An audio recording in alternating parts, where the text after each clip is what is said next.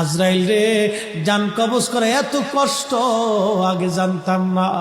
আজরাইল, আমাকে একটু আসানের সাথে তুমি জান কবজ করো।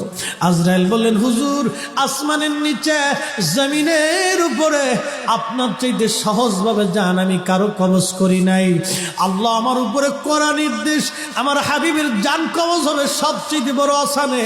হুজুর, আমি যদি আপনাকে আসানে জান কবজ না করি, নবী গো, আল্লাহর লানত আমি ধ্বংস হয়ে যাব।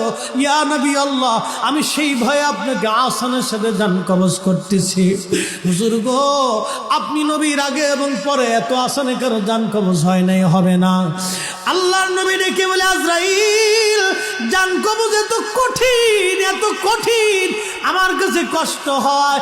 একটা অনুরোধ তোমার কাছে করে দেয় আজরাইল, আমার উম্মতের জান কবজটা তুমি সহজে কইরো।